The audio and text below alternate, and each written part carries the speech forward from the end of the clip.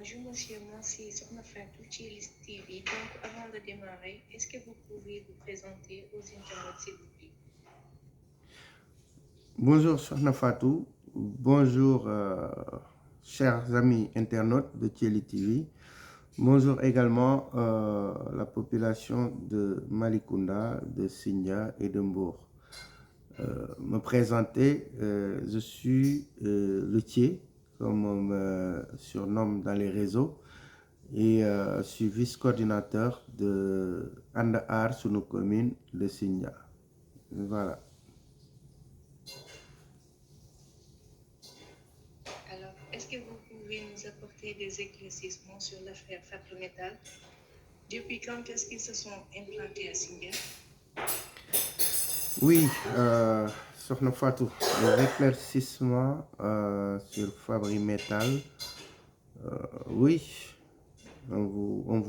déjà sur la procédure d'acquisition de terrain de Fabrimetal et de son implantation et de ces soi-disant études de faisabilité là, RSE, qui ne sont pas du tout, qui sont douteuses. Donc voilà, des éclaircissements sur ça, oui, on veut bien. Mais tout d'abord, vous nous permettez de dire le pourquoi. Nous ne sommes pas contre les usines à Sindia. Nous ne sommes pas contre les infrastructures qui viennent s'implanter à Sindia. Mais nous avons été victimes beaucoup de fois. Beaucoup de fois par ces investisseurs-là qui viennent, qui nous, voilà, qui viennent, je ne sais pas s'ils corrompent nos autorités ou pas, mais qui viennent et qui s'installent facilement, qui prennent nos terres, qui nous polluent, qui exploitent nos terres et que nous ne nous retrouvons pas dans ce qu'ils font. En tout cas, jusque-là, on n'a pas vu de cahier de feuille de route, cahier de charge qui a été respecté par aucune usine là-bas, alors qu'ils étaient censés le faire. Déjà, le problème de l'emploi, ça pose toujours problème à Sindia. Si on dit que voilà, une usine qui fait plus de 1000 emplois, dit par le président de la République lui-même, plus de 1000 emplois à Sindia, et que aujourd'hui, en tout cas depuis l'implantation de l'usine, on a vu que le taux de chômage à Sindia a augmenté plus que jamais. Donc là, nous avons dépassé avec ces usines-là. Bon, bref. Ce qu'il faut savoir sur Fabrimetal, c'est que Fabrimetal est une usine qui est venue à Sindia, mais déjà pour la procédure de son implantation, déjà on voit que il y a trop de magouilles, il y a trop de zones d'ombre et qu'on ne peut pas laisser déjà pour vous savez, quand une usine s'implante dans une commune, il y a ce qu'on appelle une audience foraine, une audience publique. Donc, il faut que toute la population, y compris les conseillers, y compris les associations et tout ça, il faut qu'ils arrivent en sorte de réunion pour valider leurs études d'impact environnemental, c'est-à-dire impact social et impact environnemental. Il faut que la population puisse dire et puisse voir les études qui ont été faites et quelles sont les réponses que l'usine va apporter par rapport aux impacts que l'usine va faire dans le futur. Donc, pour cette réunion-là, malheureusement pour eux, la population n'était pas présente.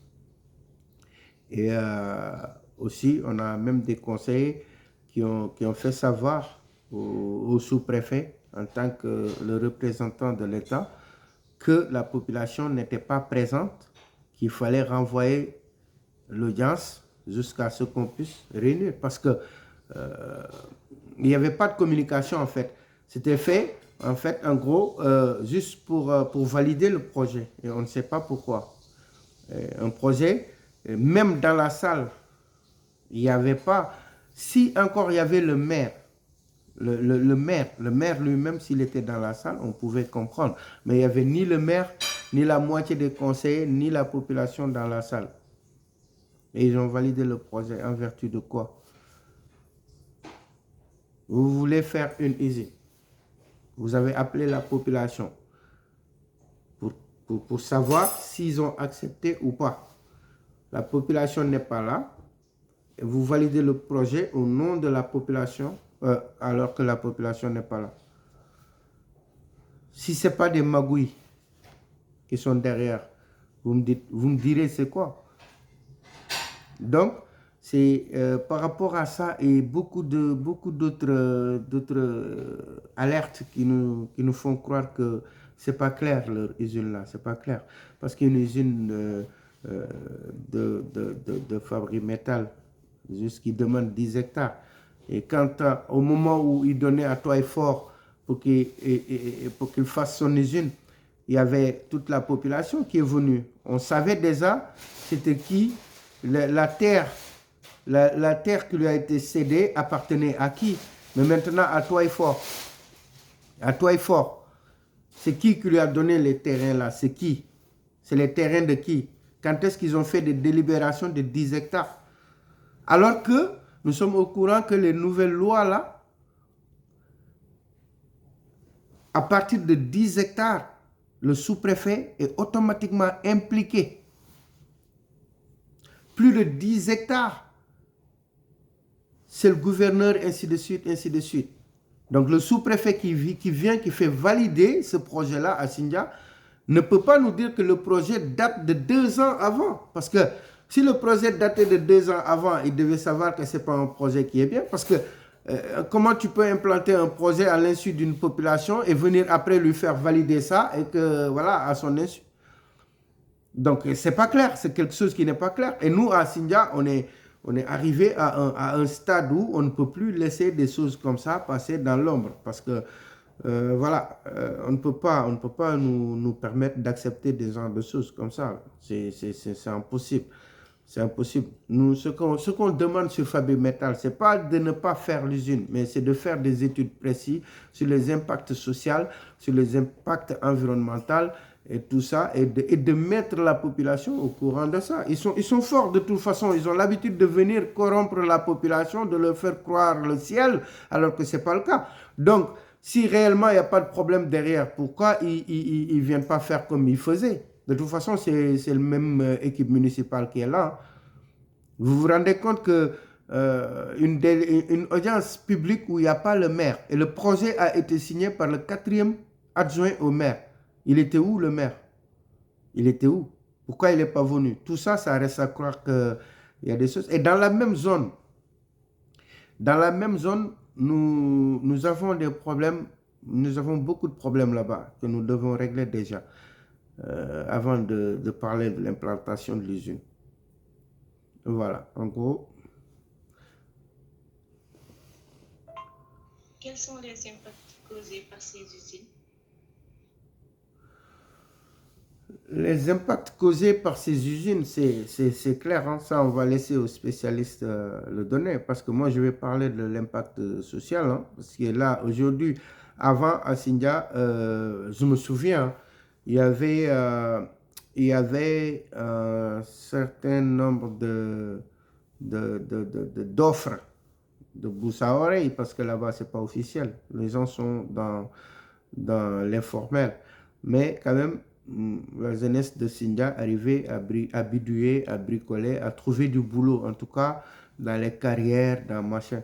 Mais depuis que l'usine Toit et Fort s'est implantée là-bas, la jeunesse ne s'est pas retrouvée dans les salaires qu'ils donnaient, mais en même temps, l'usine a fait appel à du monde qui venait de partout au Sénégal pour venir chercher du travail. Et ces gens-là, ils ne cherchaient pas du travail que dans l'usine. Ils allaient dans les carrières ou dans les machins où il y avait la jeunesse pouvait trouver du travail. Donc ça, ça a impacté sur l'emploi à Sindia déjà. Hein? Deuxièmement, il ne faut pas oublier que nous avons des transporteurs aussi. Nous avons des transporteurs de camions, Nous avons aussi ceux qui font les transports en commun et tout ça. Et aujourd'hui, ils sont agressés de partout. Parce que tous ces usines-là sont venus s'implanter. Au moment des travaux, ils font appel un petit peu à nos transporteurs qui sont sur place. Mais une fois qu'ils sont implantés, nous savons qu'ils vont trouver des combines pour trouver voilà, leur propre... alors que voilà, nous sommes agressés parce que quelqu'un qui avait ses camions, il a 10 ou 15 camions qui fait le transport, le béton, tout ça, machin. C'est des exemples hein, qui sont là-bas. Déjà, voilà, il avait de la place dans le marché. Aujourd'hui, tu amènes une usine qui fait des centaines de camions par jour. Et bien, les autres camionneurs de partout dans le monde, ils vont venir pour trouver leur marché. Et eux, s'ils viennent, déjà, le transporteur qui était là, il ne trouve plus sa place. D'ailleurs, on va interpeller la mairie pour voir, au niveau des impôts, là, les taxes que les gens là, ils payent, d'où est-ce que ça part? Il faut qu'ils nous expliquent. Donc, voilà, impact social.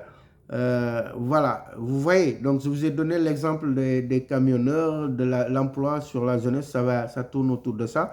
Mais en même temps, si vous allez à Sindia avant et maintenant, c'est pas pareil. Nous n'avons pas de brigade de gendarmerie. Nous n'avons pas de sécurité du tout. À Sindia, il y a eu des vols qui ont causé des morts d'hommes.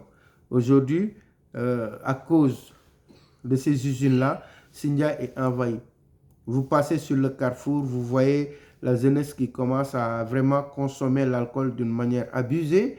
Et on ne sait pas si la drogue et tout ça. Et donc, voilà, tout ça, c'est causé par ces usines-là. Parce que vous amenez des usines qui font appel à des gens qui vont venir travailler, qui vont amener la famille et tout ça. Il y a le transport, il y a la fluidité, les Jakarta et tout ça.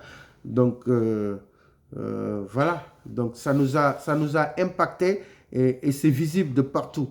Vous allez dans les hôpitaux, nos hôpitaux, on n'a pas déjà de moyens, on n'a pas, voilà, et ils sont blindés. Parce que certains disent qu'aujourd'hui, la case de santé de Sindia reçoit plus de malades que l'hôpital de Popenguine. Et pourtant, Sindia dépend de Popenguine. Tout ça, c'est des problématiques que, voilà, nous n'avons pas encore de plan d'action pour ça, on n'a pas prévu, et on nous en rajoute. Maintenant, s'il y a des études qui se font pour que ces usines-là s'implantent, il faut effectivement qu'ils nous donnent des raisons de croire qu'ils vont participer. On ne leur demande pas de prendre nos problèmes en charge. Il ne serait-ce que le problème de l'emploi, qu'ils soient sûrs qu'ils vont respecter. Donc voilà, ça c'est des impacts. C'est des impacts qui, je peux citer pas mal de... Voilà, au niveau de la réserve de Bandia, vous savez que nous avons des animaux là-bas. Nous avons des gens qui font des productions de miel. Qui dit usine, tu dis, voilà, la pollution, ça tue les bêtes qui vont tuer, voilà, ainsi de suite, etc., etc. C'est même pas compatible. Donc, il y a plein d'impacts qui font qu'aujourd'hui, pour faire une usine là-bas, il faut faire des études sérieuses. Il faut faire des études sérieuses et ces gens-là ne sont pas sérieux. Ils n'ont pas fait d'études sérieuses et ils ont bâclé la population pour faire valider leur projet. On ne sait pas pourquoi. Et c'est ça qu'on va vérifier. On entend beaucoup parler de litige foncier à Sindia. Est-ce que c'est toujours d'actualité ou la situation s'est décantée? Vous savez, litige foncier à Sindia, c'est d'actualité. Vous avez vu, le maire a été inculpé il n'y a pas longtemps. Hein? Il y a plein de litiges, ça continue, hein? Ils n'ont pas changé. Parce que, vous savez, moi, je me pose la question des fois, je me dis, pourquoi les gens n'ont plus peur de la justice? Ils ont des voies de contournement ou qu'est-ce qui se passe? Vous voyez l'usine là où ils s'implantent. On a tellement de problèmes de litiges fonciers là-bas que le maire même qui a refusé d'assister à l'audience publique là est à l'origine. Il est à l'origine. Et ça, le sous-préfet ne peut pas dire qu'il n'est pas au courant. Il est au courant de beaucoup de litiges dans cette zone-là. Donc s'il fait valider à la population un projet comme ça, il doit vérifier. C'est son boulot, il est payé pour le faire. Il est payé pour surveiller. Donc pourquoi il fait valider ce projet-là? Et en cas, si demain il y a un problème, il sera responsable. Même la route qui passe là-bas, là où ils ont dit qu'ils vont faire l'usine de ferraillage, là. Vous savez, il y avait une sorte de lac où les vaches, à l'époque, vous savez, nous sommes aussi, nous avons nos papas qui sont bergers, hein, nous sommes cultivateurs et bergers là-bas. On avait un grand lac où les animaux, ils buvaient. Ils l'ont vendu, on ne sait pas. Ils l'ont vendu là-bas à des millions. On ne sait pas qui l'a vendu et qui a récupéré l'argent. Quand ils l'ont vendu, c'était pour faire une route. Parce que c'est une route qui passe de Kafngoun, qui va partir directement dans l'usine Toifor. Vous vous imaginez?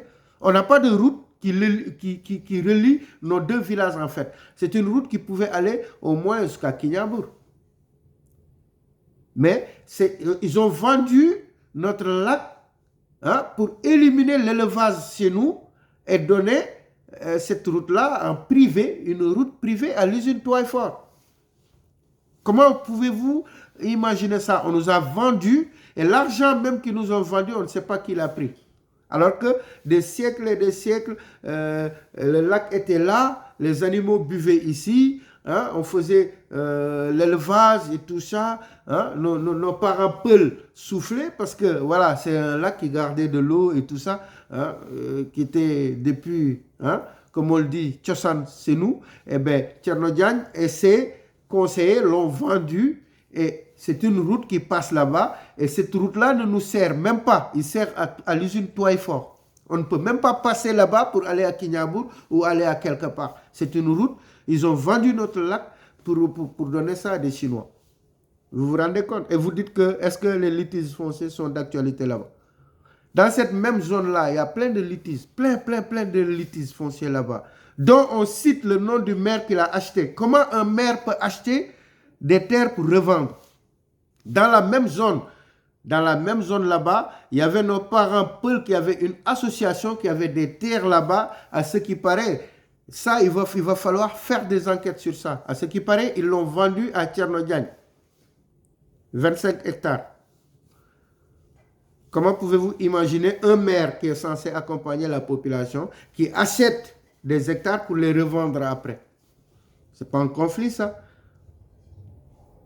Vous savez, nous, on n'a pas le temps de parler sur quelqu'un. On n'a pas le temps de juste parler, mais on alerte la population. Il y a trop de laisser-aller à Sindia. C'est pour ça que quand on voit un sous-préfet qui vient faire valider des projets comme ça, et la manière de le faire nous alerte en fait. C'est pour ça qu'on parle. On lui parle, on lui dit de faire attention, le sous-préfet. Faites attention, vérifiez. Parce que nous, au moment où nous allons nous lever, on va tout ça, tous ces litiges-là, on va tout capitaliser. Et ça va faire très mal. Et il ne faut pas que X ou Y pense que, voilà, on est là pour contre X ou Y, on n'a pas le temps. Mais ça, c'est seulement qu'on ne peut pas laisser ça. On ne peut pas. Alors, quels sont vos futurs plans d'action? Oui, nos futurs plans d'action, c'est que quand une commune a été victime pendant longtemps de ces problèmes-là, on ne peut pas se lancer comme ça sans faire des enquêtes préalables, sans avoir vraiment des preuves, parce qu'avant d'engager la justice sur des procédures, parce que nous sommes conscients que ça ne sera pas entre nous, ça va être nous et des puissants. Aujourd'hui, je vous dis, il y a un gars, il avait acheté des hectares à Kinyabur pour faire une usine de je ne sais pas quoi. Aujourd'hui, il en fait une usine de transformation. Il y a l'odeur qui est à Kinyabur. Personne ne peut respirer là-bas. Vous voyez, ça c'est en cours de route. Nous, on avait prévu de venir clarifier. Vous prenez l'exemple Babacar Ngom. Comment vous pouvez éviter ça? Si ce n'est pas aller au cadastre et bloquer des titres fonciers que ces gens-là ils veulent faire pour faire comme Babacar Ngom. Donc le plan d'action, c'est simple. On va répertorier déjà tous ces problèmes-là parce que Sindia, quand même, c'est plus de 19 villages et c'est grand. Et il y a tellement de litiges qu'il faut vraiment répertorier. Et après, la justice fera son travail. Vous savez, nous, on n'est pas juge. On alerte. On essaye d'aller voir, on essaie d'éviter le maximum de dégâts parce que c'est comme l'usine, si on laisse l'usine s'implanter demain, la population, elle est pas d'accord parce que X ou Y, on a la jurisprudence de Mbebes qui devait venir à Sindia. Ça a coûté des prisons à des innocents, même à Sindia. Donc, on ne peut pas nous lancer dans des choses comme ça et que, voilà. Donc, nos plans d'action, c'est de reporter tous les problèmes et après soumettre ça à la justice pour qu'il fasse son boulot. Voilà. Merci. Ben, je vous remercie, je remercie Fallou, je remercie Chili TV qui fait d'extraordinaire boulot. Notamment, on a regardé l'émission de mon ami Cheikh Ndiaye qui a été très très pertinent.